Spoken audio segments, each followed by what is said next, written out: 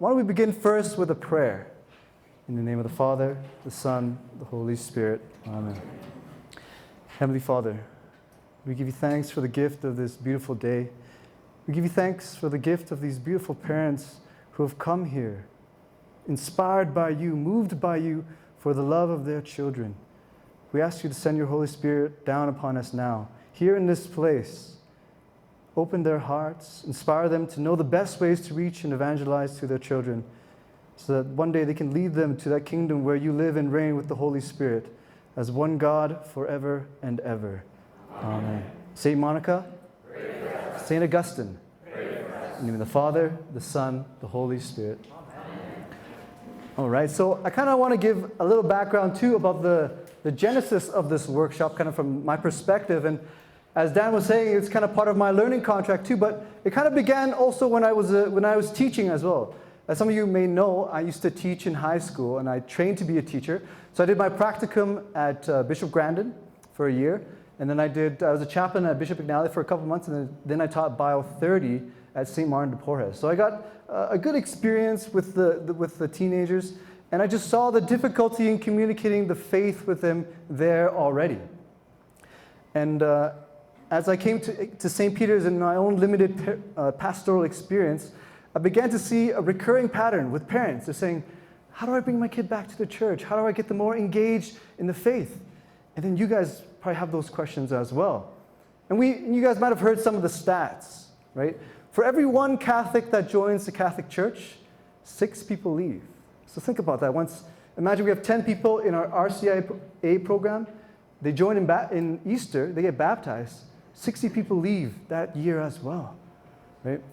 And out of all those people who leave, 8 out of 10 of those people leave before they're 23. So a lot of the people who are leaving in junior high, high school, and university. But, and to myself as well, my own personal experience. I'm the oldest son of 4 children. So there's 5 children in our family. And so being the oldest, as some of you guys know, you're like the third parent, right, in some ways.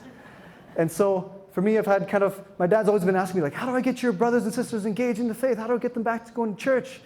And I remember this one time my dad was asking me particularly about my brother. And he's like, Troy, how do I get your brother to go back to church?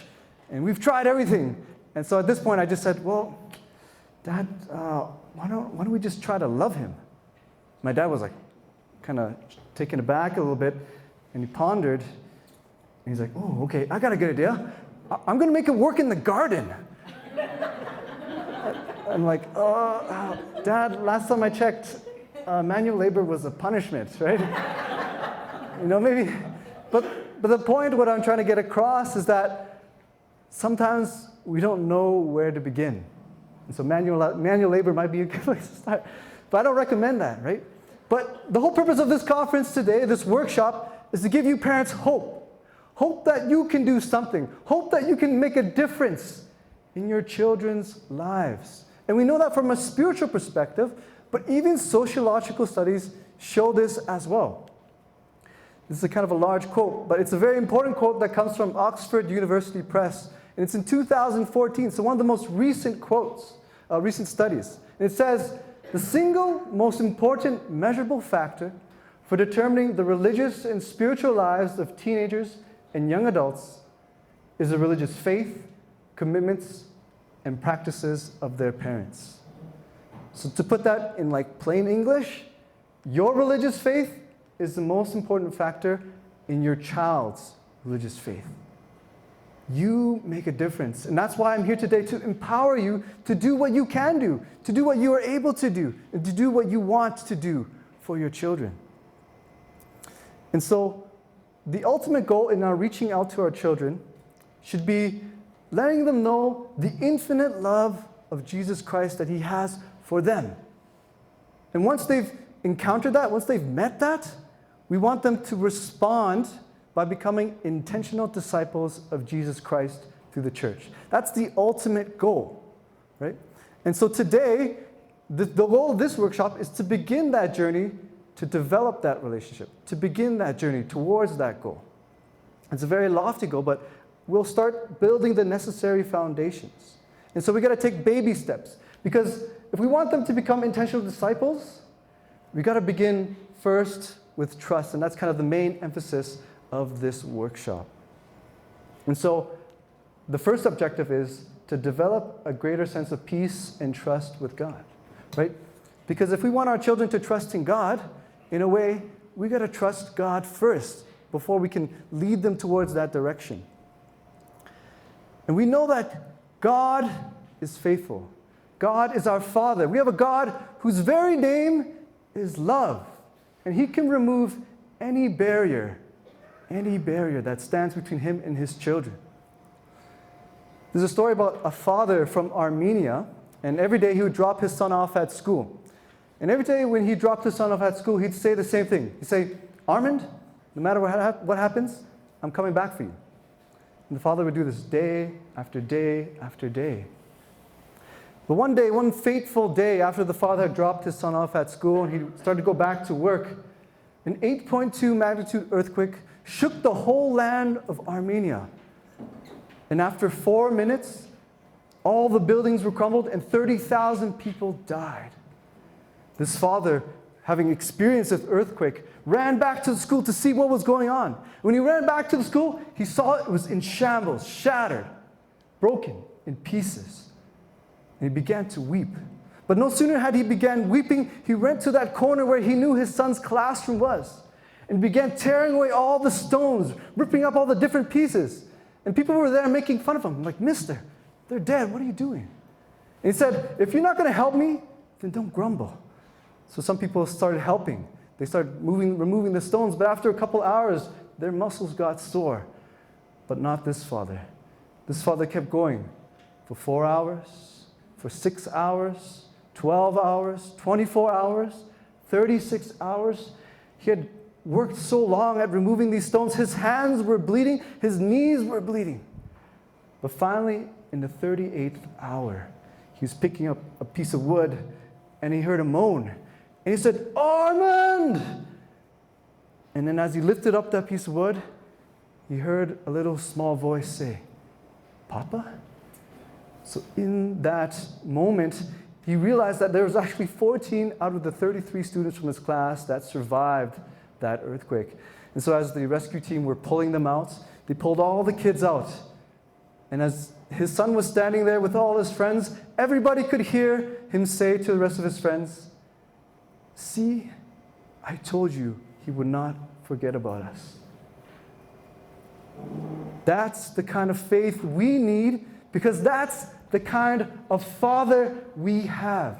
We have a God who could not stand seeing us separated from Him, that He sent His Son down to us.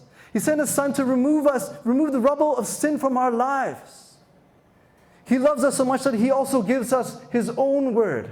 Listen to what He says in the book of the prophet Isaiah. He says, "Can a woman forget her sucking child, that she should have no compassion on the son of her womb?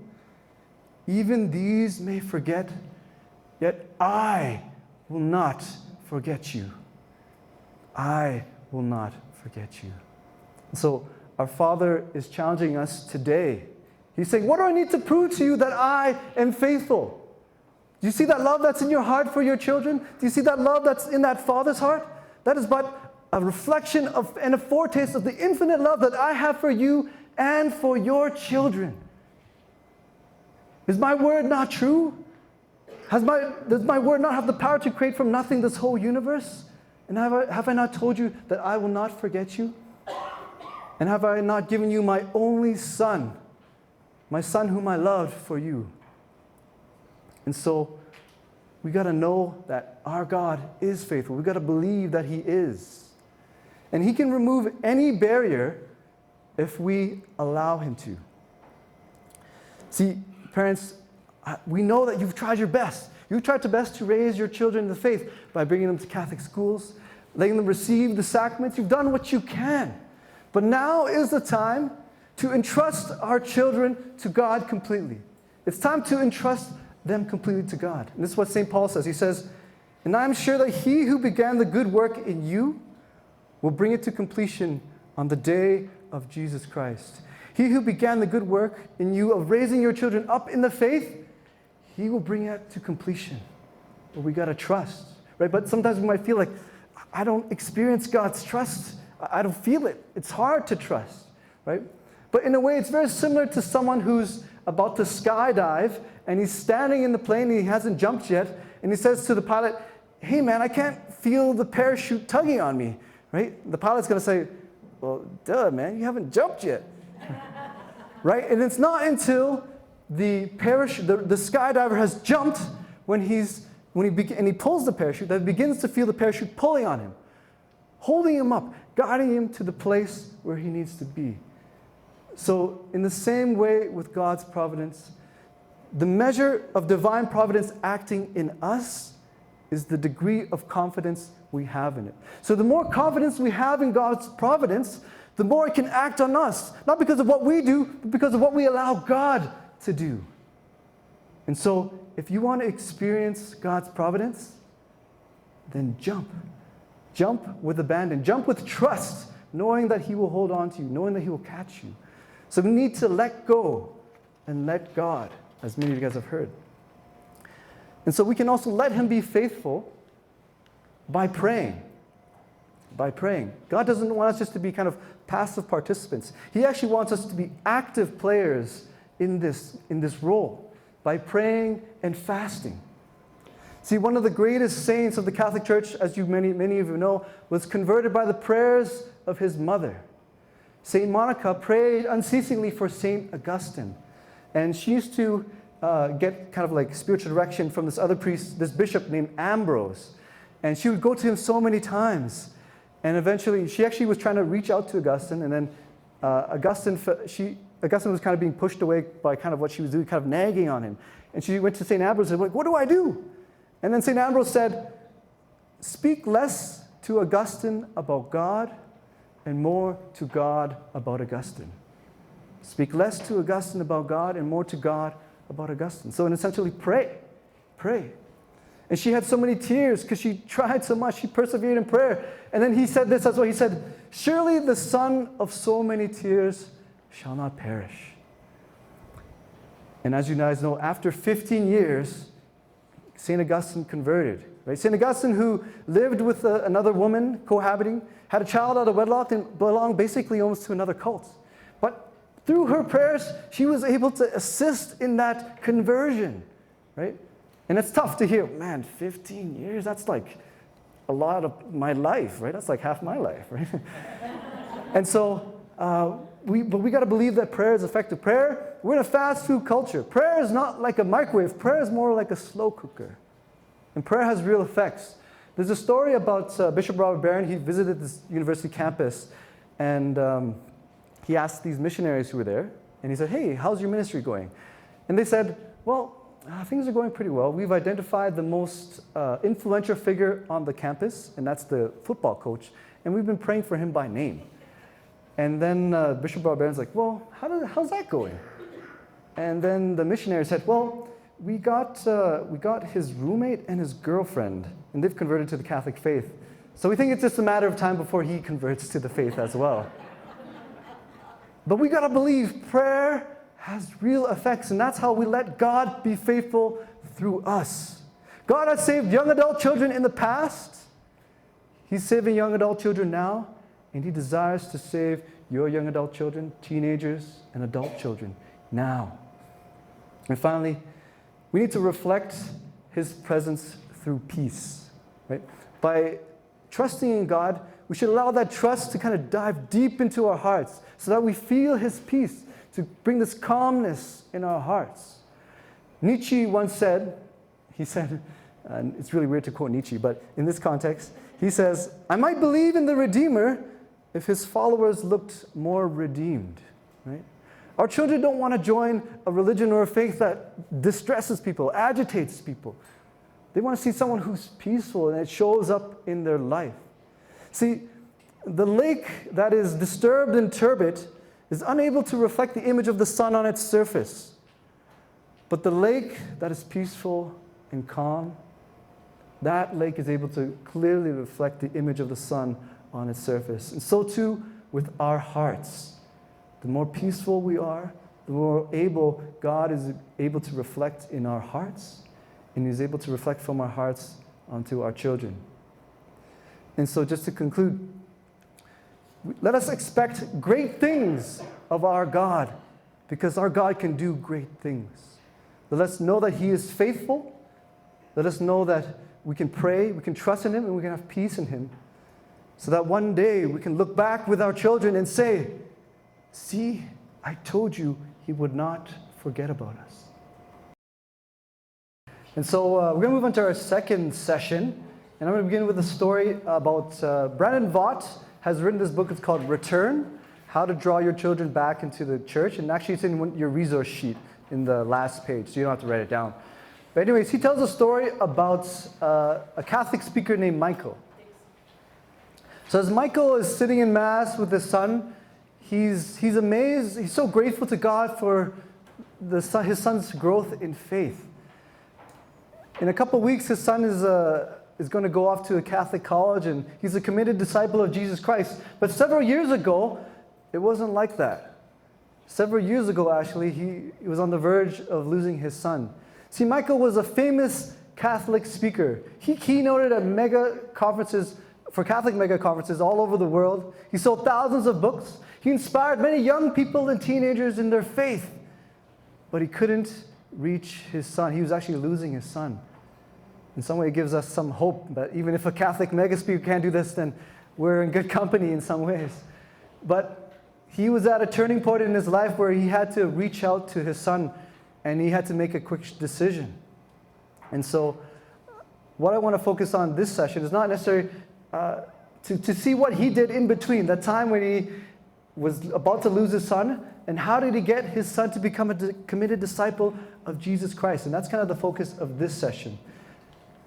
It's about helping parents build an open and trusting relationship with their young adult children. And you actually might already have this relationship with your young adult children, but we want to go take it to another level and kind of go deeper so that this will prepare us to have the conversation about faith.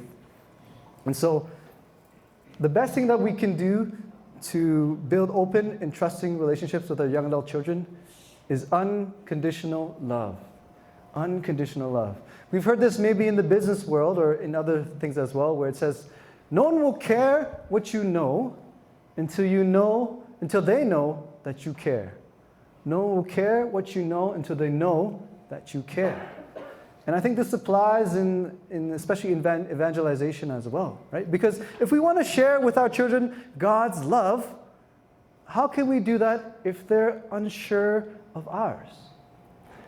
Michael Chason does some great work with high school students, and he does these things. It's called What I Wish My Parents Knew. And so what high school kids would do is they would submit letters to Michael Chason. He has about 500 to 600 letters, and he's actually kind of listed them all out. What are the top 7 things that kids wish their parents knew? And so he fortunately shared that with me, and I'm able to share that with you as well. And do you know what one of the top 4 things are that kids wish their parents knew? Kids wish, they say this, they say, are you proud of me? Listen to some of these excerpts. A kid, age 17, all I want is to know that my parents are proud of me. Age 14, I'm scared of disappointing you. I wish my parents knew how much the things they say affect me. After a volleyball game when my dad says he's proud of me, I feel like an Olympian. Or when my mom congratulates me on something, how happy it makes me. I wish they know how hard I try in everything. I wish they knew the struggles I face, but most importantly, I wish my parents know that I love them no matter what I tell them. When you listen to these things, when I hear this, what do I hear? I hear our children are craving for affirmation. Whether our children have just been born from the womb and are screaming, or even when we have our adult children, they're all asking the same question because they never cease to be our children. Who am I? Who am I?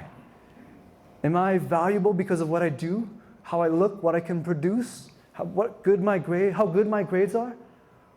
Or am I just valuable? And so parents, you have a significant role in answering that question for them, because if we don't, then they'll look for that answer somewhere else. And we can give them that answer by giving them unconditional love and saying, you are a gift.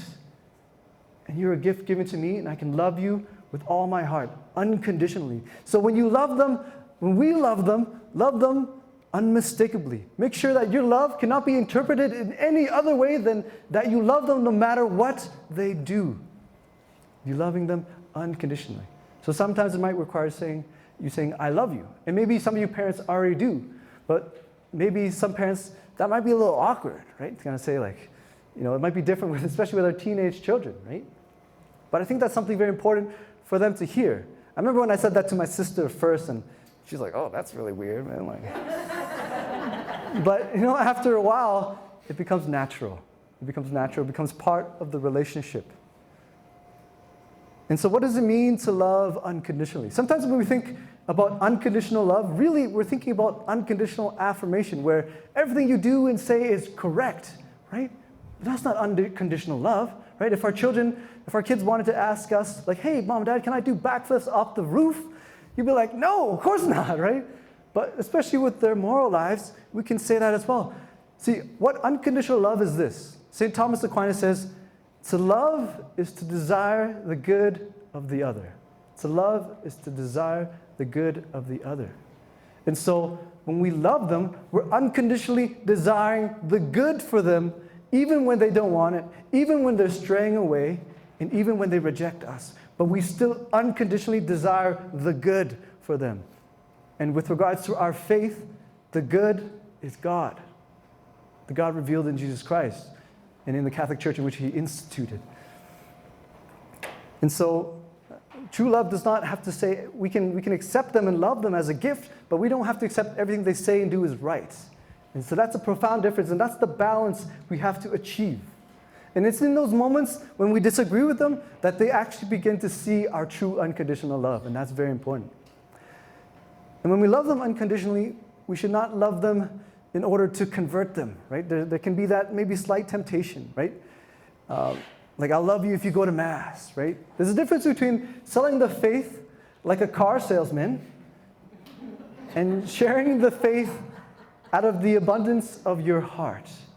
Because one comes from a place of conditional love, and one comes from the place of unconditional love. And so the next thing that we can do to show our unconditional love is to get interested in their interests. So that story about Michael I was telling you about, well, he had to make a choice. And what he did was he was talking with his son, and out of the mangled conversation that he had, he realized that his son was really into a heavy rock metal band. And so this father, he bought their CDs, and he started doing research about them. But just imagine this middle-aged Catholic speaker listened to heavy rock metal music throughout the day. But that's what he did because he loved his son. And that's how much he loved them. And so he was doing research on the band, and eventually he found out that this band was actually coming to town. So what he did was he bought two tickets, and he gave one to his son. He said, son, we can go to this concert, but on one stipulation, that this other ticket is for me. And so the son was like, oh, anyways. And so eventually the father went with his son to this concert, and as the band was playing, the father started like singing along with the lyrics, and the son was like, what the? And he started saying intelligent things about the band, like, hey, did you know that this guy, da-da-da? And the son was shocked. He was shocked. After the concert, they went to go out to eat. And then this son, his walls were down, and he started asking his father, he started revealing the things in his heart that he was struggling with. And he started beginning to reveal the things that he was struggling with regards to the faith as well. And over a period of months or years, that son became a committed disciple and is now like going to a Catholic college. So that's an amazing story, right? But how we can get interested in their interests, right? And our children's conversion might not be as dramatic as that, but that can be the way in which we begin that journey. What I do with my brother sometimes is I play this game, it's called Call of Duty, and we go around like shooting zombies. And he's better at it than me. I know it's kind of weird, but you go along, right? And so he's better at it than me, and so I die, and he's like, Troy, la, la, la. He's like laughing at me. But the good thing about this, getting interested in their interests, is that there's a give and take. He's sharing something with me, and I'm able to receive. Because sometimes with parents are always giving, and the children don't get a chance to give, and for the parents to receive. You know what the number one thing that Michael Chason realized from listening to all those letters? Listen to an excerpt from a 16-year-old child. He says this: I want to spend more time with them because I love them so much. I just don't know what to say sometimes. That's the number one thing that they wish their parents knew, that they love their parents. So parents, our children don't know how to kind of express themselves in a way, so we got to take the initiative sometimes to reach out to them, to build a relationship with them, because sometimes they just don't know how. Or they might feel like it's awkward, right? Some things I like to do with my siblings is I like to play board games with them. Play board games because, you don't always have to talk with everyone at the same time, and you're interacting and you're challenging each other to some friendly games. I don't recommend Risk. Risk is how you destroy relationships sometimes, as you guys know, right? But board games are fun, right? What we also did as well, I enjoy doing, that you guys probably do, is you eat meals with your family. And talking to some parents who were able to keep their kids Catholic, they were one of the kind of the common denominators, but not the only denominator, was that they had meals, regular meals, either weekly or even daily, right? So the old adage that says, the family that eats together stays together, I think is very true. And also family vacations, I think, are really important too. Even if it's just for a day or two. I remember my parents would take us out to Canmore or something at the cabin, or I remember driving through the Nevada desert with no AC on, listening to Vietnamese folk music, in a car with 7 people and sweating. It sounds like my dad is a really bad father, but he's not. He's a great father. But I just have great memories of sitting there, but also going to Disneyland with my family for the first time. These are amazing memories that help build that relationship. And so once you built these relationships and created opportunities to chat, because sometimes after board games you're kind of just sitting there and just talking, you can ask them about the deeper questions about life. Who do you look up to? What are you passionate about? What makes you happy? These are good questions that are non-threatening, that are not like, who do you believe Jesus Christ is, right? So less non-threatening, and we're able to kind of join in that conversation. But what it does as well is that these questions, they also can be a transition into opening the conversation about faith as well. And so that's kind of why these questions are good. They're found on your page 2 as well, so you don't need to write all of them down. So they're on page 2 as well. And one of the last things that we can do for our children is to ask for forgiveness or bestow forgiveness. Right? I don't recommend verbally bestowing forgiveness on someone who hasn't asked for it, because they might have been like, oh, I'm not sorry for that. But the opportunity might come up when we ask for forgiveness. And we say, I'm sorry. I know in my life I've had to ask for forgiveness from my brother for the ways I've tried to encourage him to go to Mass, but in an uncharitable way. But by asking for forgiveness, it shows vulnerability, it shows humility, and that, I think, speaks volumes to our children as well. And so Father Jonathan actually recommends that we say the words, accept responsibility for what we've done. I'm sorry for X, Y, and Z. Will you forgive me? So to say those words and to hear those words of forgiveness can be liberating for us, and maybe even for our children as well. And so that's kind of how we can build this relationship, restore those bridges that may have been wounded. So no one will care what you know until they know that you care. Right? How can we show them God's love if they're unsure of ours? So before we can even begin the conversation about faith, we need to develop this open and trusting relationship. Because if we want them to begin trusting in God, you might be the first person associated with God or with the church that they're beginning to trust. And in a way, you could be that first bridge of trust to God and to begin that journey towards intentional discipleship. So we're moving on to our next session. And I kind of want to reinforce that the questions that we talked about in the relationship starter kind of questions, those are questions it's good to ask our children, but I think it's also good to ask that for ourselves as well, because it allows for that give and take in the relationship. And so when we ask them the question, and if they allow us to answer, then we should have kind of a good answer as well to be able to respond. So moving on to our next session, I'm going to begin with a story about, I was talking with a family member, and she wanted me to go to the mall with her because she wanted to bring her children to the mall. And it was during Christmas time, so I went there with her to the mall, and her children were there just getting pictures with Santa and stuff like that, and I was just there kind of hanging out. And then eventually we left, and as we were driving away, we were talking about kind of like different random things. But as I looked at her lips began to quiver. And she said something that I've been waiting to hear for over 4 or 5 years. She started the conversation about faith, of her own free will. And I didn't coerce her, right? So she said, I realized that I didn't believe in anything at one point in my life. I'm like, oh, okay, what's going on here? We were talking about candy canes and Santa, and now we're talking about the meaning of life. And it's like, and so she said, because the people in my business, all the top people in my business believe in something. And so when they were mentioning me and asking me, what do I believe in? I said, I don't believe in anything. And so actually over a period of time, I was able to actually realize, what?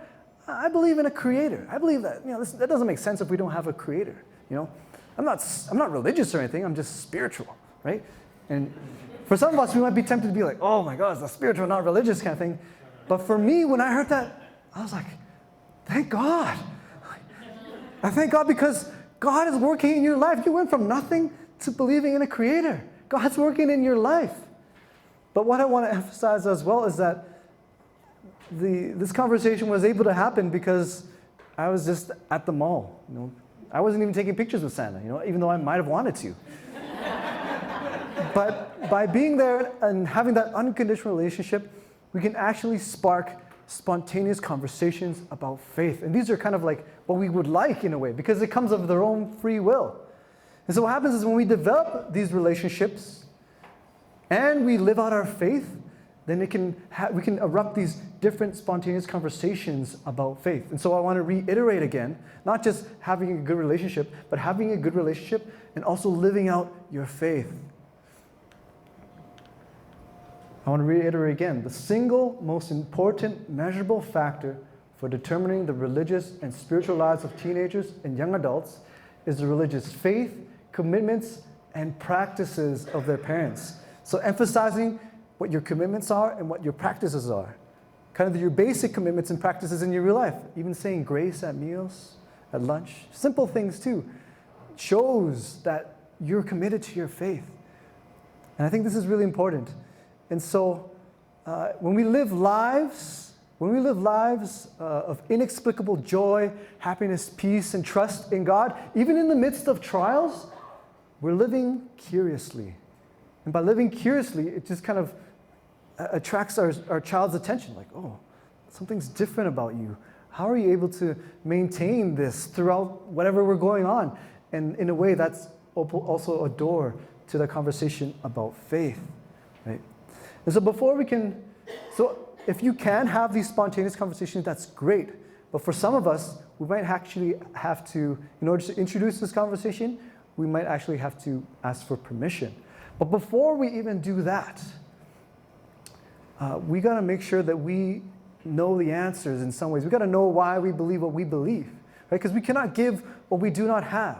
And if we're trying to lead our children towards intentional discipleship, and we kind of don't know where we're heading, it's kind of like the blind leading the blind, right?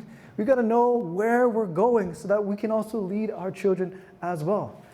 And so before the conversation starts, I didn't write these in your sheets, but if you want to, you can write them down. But we got to ask ourselves these questions. And they're kind of basic. It begins with, well, why do you believe in God? Okay, now that you believe in God, why do you believe in Jesus Christ? And not like Muhammad or Buddha, right? And if you believe in Jesus Christ, why do you believe in the Catholic Church? Why can't I be Protestant or something else? Why do you go to Mass? Why do you engage in this practice? Can I just, And why should you care? Why do I care about my faith? And so by asking ourselves these questions, we become more grounded in the reasons for our faith and we're ready. Because inevitably, when we bring up those conversations with our children, they're gonna come up with one of these questions, and they might actually ask us one of these questions in one shape or form. And so the next thing that we need to do before we begin the conversation is to pray, obviously. Pray for the Holy Spirit to open their hearts so that they may be ready to listen to what we can ask for, but also pray for opportunities to begin the conversation about faith. And it might be challenging, right? Asking for permission about faith, especially if we haven't really talked about it often with our children, it might be different and awkward. But one of the greatest apologists in the Catholic Church right now, Patrick Madrid, he speaks all over the world. He says, you know what, I can speak to people all over the world. I can inspire them to love Jesus. But when it comes to my own family members, that's hard. That's hard. And so again, you're in good company. Even great Catholic apologists have a hard time speaking to family. But you can do it too. But know and have the confidence that you can have it make a difference in your child's life. And so when you feel that the time is ripe, when you feel that there's some interests and that they're open to this conversation, then ask for permission. Ask for permission. And so you can begin with something like this, something very simple. That Dan came up with this one. He says, you know, Anthony or Andrea, can we take some time to talk about our faith with each other? Very simple, right? You just want to talk about faith and give them the opportunity to respond. This is also in your sheet as well. Another one that Brandon Vaught, the author of that book I was telling you about at the beginning, he suggests something like this, but I kind of modified it to make it simpler. He says something like, I was wondering if you'd be up for talking about spiritual things sometime. I just want to listen. You know, just kind of very non-threatening, non-assuming. And what I like too is he also emphasizes, I just want to listen, right? And by asking for permission, it does huge things, because what it does is it gives our adult children the freedom to respond. The freedom to respond, right? Because this is kind of a different approach now, right? Because before, we probably have coerced them to go to Mass and all these things, and that's what we should have done, I think, in a way, for our adolescent children, right? To guide them in the faith. But now that they're adults, and we ask for permission, we're giving them the freedom to respond. Because ultimately, faith is a gift. And this is God's work, and He's going to move their hearts. But for that to work more effectively, we got to give them the freedom to respond. The second thing is that by giving them the freedom to respond, we also respect them as adults. There's a mutual respect, and once there's a mutual respect, there's a greater dialogue that can happen. And finally, the last thing is that when we say, I just want to listen, and that's also a very different approach as well, because maybe parents, we've been educating our child in the faith, right? And so, but now they've come up with their own opinions and developed their own ideas, and now this is the opportunity for them to share with us what they are feeling in their hearts. And so, when we begin this conversation, those are some of the things that we want to keep in mind. And so now we're going to move on to our next workshop, and it's going to allow you to kind of have a little bit of that practice to feel what it would feel like to ask for permission, and try the script, and then see if you need to adjust it in the way that works best for you and for your children.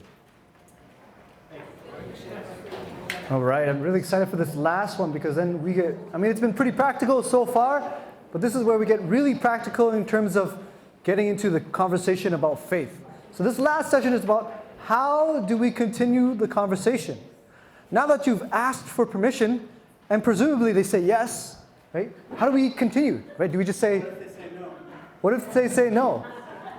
So my response is, if they say, well, there's two ways you can do this. If they say no, then go back to continue loving them unconditionally, continue praying for them, right? And continue to look for opportunities.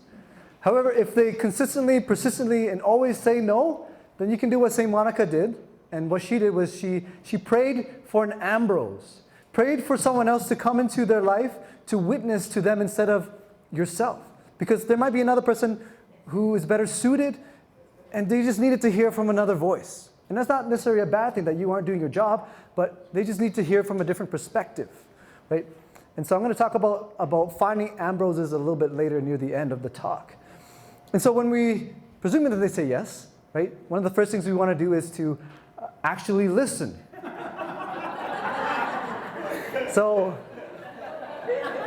Sometimes when we listen, we're kind of tempted to listen in order to respond. But we got to listen in order to just listen and understand. And by doing that, we're showing them that we care. And also by doing that too, we're actually able to see the true obstacles that they experience with their faith, right? And sometimes when we're listening, they actually might be venting and they actually might be getting frustrated. But don't take it personally, because they might be getting frustrated at something in general, and then you're just kind of like the conduit. Like you're just the person there who's kind of getting it as well. So be wary of that. Know that that might happen, but don't take it personally, and just allow the conversation to flow and to continue. And as you guys know, the best thing we can do as well is to paraphrase, right? We can paraphrase, restate what they said in our own words. And by doing that, we become active listeners, and then it shows them that we understand them, right? Like, okay, let me get what you're saying. Are you saying X, Y, and Z? Okay, I got you, great. Oh, I didn't get you? Okay, can you just say it again then? Because I didn't get you, right? So it allows for that conversation, again, showing that you're actively listening and that you do care. And one of the things that we can also do, actually before we paraphrase too, is we want to paraphrase without judgment as well, because that can be, we love our faith, right? And so if anyone says something that's contrary to our faith, we're like, oh, right? Did you say the Catholic Church is the spawn of Satan? You're like, oh.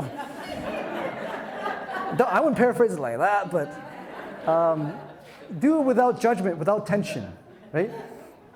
What we can do as well is we can ask clarifying questions. So asking clarifying questions about, oh, what did you mean by that, right? What did you mean by that? Oh, and you can even ask why. Oh, why did you feel that way, right? The other thing too, when we ask clarifying questions, we can ask clarifying questions about terms that they use, right? Because the terms that we think what they mean might be completely different from what they mean. So for example, they might say like, oh, I don't believe in God, right? I'm like, oh, what do you mean by God? Right? Because they could say, by God, they could say, I don't believe in this vindictive, bloodlusting monster, right? And what you could say is like, oh, I don't believe in that too. We have some common ground in a way too. So the terms, what they use, might be different. Even though they seem very fundamental, we can ask them to define their terms. All right, so the next thing that we can do is we can ask, there's different levels of questions we can ask them. So this is on page 3 of your sheet, page 3 and page 4. So continuing the faith questions. And again, we want to iterate that when you ask them these questions, we want to be able to ask ourselves first as well, so that we know the answer to these questions too. So these are kind of beginner questions. They're general faith questions. So one of the questions that you worked on in your scenario is like, well, what's the role of faith in your life? That's a very general question about faith. That's very good too. You can ask them like, oh, what's your idea of Catholicism? That's very general and basic. And one of the ones I like too is also, do you believe a relationship with God is possible? Something different that maybe they've never thought about as well. These are good general questions to continue the conversation about faith. And if you have a hard time with even these questions, you can go back to those relationship starter questions. Like, what makes you passionate? What are you happy about? Right? What makes you happy? Because those questions can actually tie in with our faith too, because our faith has a lot to say about those deep questions as well. So then what we can do is we can go on to the more advanced questions, which are on page 4 on the top. And these are powerful questions, right? So now that you've kind of understood them, you can even go even a little bit deeper if you feel they're ready. You ask them, what do you believe about this, right? Why do you think it's true? How did you come to believe that? And in a way, you're going on the offensive in an inoffensive way. It's not threatening because you're asking a question. And the reason why these advanced questions are good is because we're actually getting them to articulate the thought process behind why they believe what they believe. Well, why do you believe that? How did you come to believe that? By asking them those questions, it forces them to articulate the reasons for their belief, which may be clear, or it actually might be unclear. So in a way, they almost come to their own realization like, oh, well, I didn't really think that through. I just don't know. I mean, I heard it from my chemistry teacher or something like that, right? And so in a way, we already make a statement without making a statement, right? And so I think it's a very good way to do it. And again, we want to do it without judgment, without getting angry, right? And so one question I was thinking of is like, what do you believe about faith and religion? Because that's a very common one, faith and religion. And they'll be like, oh, I think it's incompatible. I think faith and religion are incompatible. Oh, really? How did you come up with that belief? Inevitably, they might say, I got that from my chemistry teacher or whatever, or my biology teacher. And then you could respond like, oh, that's really interesting because, you know, the guy who came up with the Big Bang Theory, I think his name was Georges Lemaitre. I think Father Georges Lemaitre. And, oh yeah, the father of genetics, I think his name's Gregor Mendel, and I think he's a monk, actually. So have you heard about those guys or anything? So in a way, getting them to think about those things because these are myths about the Catholic Church that they might have held on to. But getting them to articulate that and responding in some ways like that can help advance the conversation. And then if you want to just straight up ask them, what is the roadblock is blocking them? That's the next question, identifying the roadblocks. You can just say, well, what's the biggest thing keeping you away from the church? That might take, you want to, like, that doesn't want to be, maybe you're not your first question maybe, but it could be, hey, how's breakfast? And by the way, what's keeping you away from the Catholic Church? Right? But what you can do is obviously ease into it, and this one kind of deals with more the intellectual maybe obstacle. But if you feel it's something more emotional, you can ask them the second question, which is, what's the one thing that bugs you most about the Catholic Church, right? Bugs is like, it's kind of like what I feel, right? And so we can identify that. And so what's the whole point of asking all these questions? The whole point is to understand where they are at. Because by understanding where they are at, we can appropriately help them, right? It's like a doctor. If you're trying to assess what's wrong with your patient, that's the best thing to do first so that we can give the appropriate treatment, right? So for example, if someone breaks their arm but the doctor gives you a flu shot, you're like, well, thanks, but no thanks. Or if you have a cold and they give you chemotherapy, you're like, okay, I think you treated it, but you treated some other things as well, right? And so we got to understand where they are at. And I think one of the best ways to understand where they're at is Sherry Waddell's 5 thresholds. Sherry Waddell based off her study off of another book, which is called I Once Was Lost. And I'll show you these books a little bit later. I have them actually here. And so the 5 thresholds begin with trust, curiosity, spiritual openness, spiritual seeking, and intentional discipleship. And the reason why she came up with these based off of this study was that these guys, this one guy's name is Don Sharp. And he basically works on the university campus, and he interviewed 2,000 students after they had converted to the faith. And he asked them, what brought you to the faith? And he asked 2,000 students. And in asking these 2,000 students, he found a pattern that emerged. They all went through these different thresholds before they became intentional disciples. Some of them moved really quickly through them, or some of them moved very slowly through them. But inevitably, he found that they moved through these thresholds. And so in order to explain what these thresholds are like, I think the best way to explain it is like through marriage, right?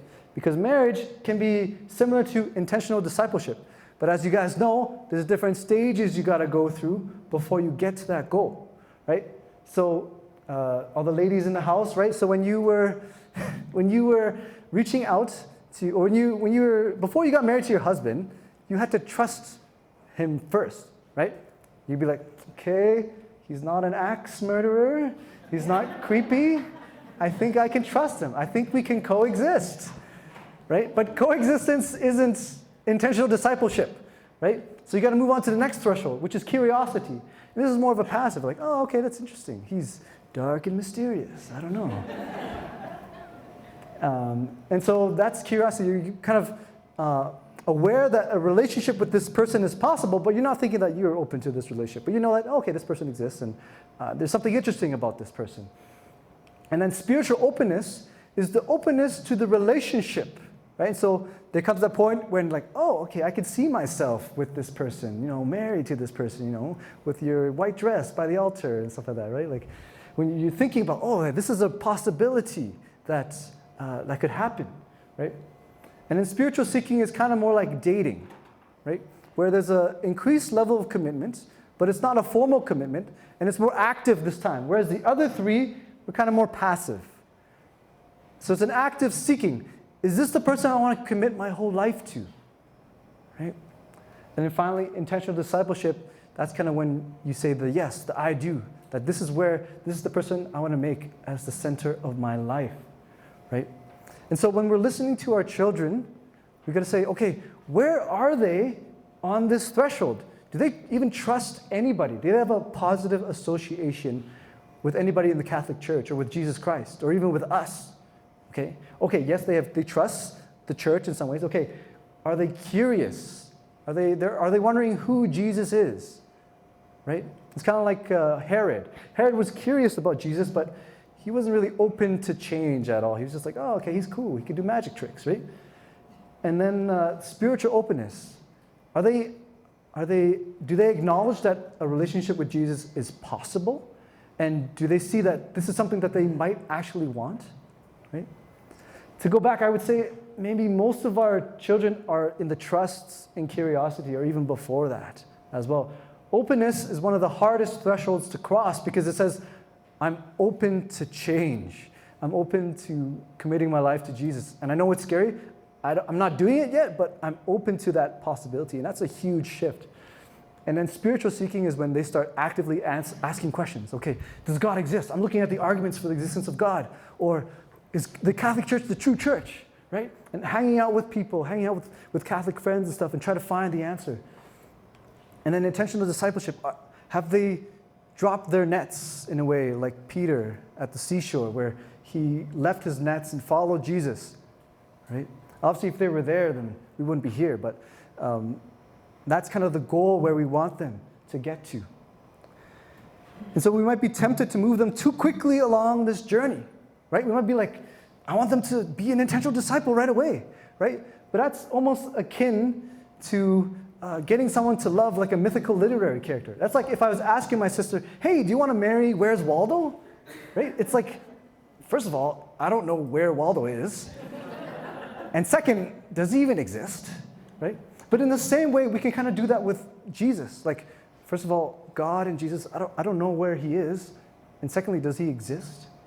And so we got to move slowly. We got to not push them too far a stage ahead than what they are at.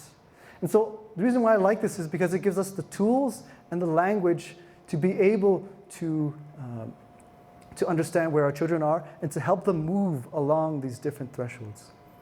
And so for the purposes of our time now, we can only talk about really trust and maybe a little bit about curiosity. But there are a lot of resources out there to learn more. And so there's this book I wrote, not I wrote, but I wrote it in your sheets, which someone else wrote. And so it's called I Once Was Lost. I'm going to pull it up right here. So Sherry Waddell's Forming Intentional Discipleship is good. She kind of lays it out, but she doesn't kind of give too many concrete things to kind of move them to the next stage. So if you want to understand how it works, you can look here. She's Catholic. Here's Don Everts and Doug Schulp, and these were the guys who were on university campus. And so they actually give more concrete things to kind of help them move through different thresholds as well. So I recommend that. These guys are, I think, Protestant, and or evangelical, I'm not sure. And so those two books are really good. Those are good resources. What I want to mention too as well is that there's CDs in the back. So these are CDs that the parish buys at cost. It doesn't go to the seminarian fund or anything. So I don't get any profit. So this is all for you. This is all in the back. Things to learn about your faith. Those CDs in the back, and they'll help you there. There's books as well. There's also a Bible study that Dixie and the parish has offered to have. So that book, Return by Brandon Vaught, he actually has a video series. There's an awesome website I didn't write in your sheet. It's called Street Evangelization. And basically they have materials for how to evangelize to people on the street, just randomly. But I think it's very helpful because it puts it in very simple terms that anybody can understand. And finally, we have some UCC and CCO people here. These people are from the University of Calgary. And so the UCC is basically the University of Calgary Catholic Chaplaincy. And they're on campus, and they have Mass on Sundays. And they also have events as well. So if you're saying that your child keeps saying no, right, maybe this is an opportunity for them to invite them to see a community of committed disciples as well, not just yourself, right? Research actually shows that the way to help someone grow into intentional discipleship is also to engage them with a community of other disciples as well. So UCC does some great work. So if you want to talk to Jason and learn a little bit more about that, you can ask him. Minerva is here as well, and she is a CCO missionary, so she actually evangelizes to young adults on campus full-time as her job, along with her team. So if you have questions about her, like, oh, there's specific things, or my student actually goes to U of C or MRU, can you help connect them? She can help you with that as well, and she can give you tips and tools. They also have an event coming up this year in Calgary. It's called Rise Up, and that's like a conference, like a 3 or 4 day conference, where young adults from all over the country come. About 800 to 600 and 800 young adults come and worship and pray, but it's also a great time as well. I've been there many times, and I've had a great time, and it's a great time, an experience for people to learn more about the faith and be more engaged. And so I just want to close off on my section here. And I want to reiterate that quote that I mentioned before, but from Pope Benedict in a different way. You know, he says, what's the most convincing argument for the Catholic Church? This is what he says. The true apology, the true defense of Christian faith, the most convincing demonstration of its truth are the saints and the beauty that the faith has generated. So unless you intend on tattooing the Sistine Chapel on your face or on your arm, beauty of the church, right here, I'd recommend becoming a saint, because when you strive to live sainthood in your life, when you live lives of inexplicable love, joy, and peace, then that really attracts our children. When we love them unconditionally, we build that trust with them. And when we live those lives, we spark curiosity in their lives. And they see that a relationship with Jesus is possible, and they become open to that possibility. And then they can begin seeking that relationship in their own life. And then one day we hope and we pray that they will become intentional disciples of Jesus Christ through the Catholic Church, through your witness. Okay, thank you very much.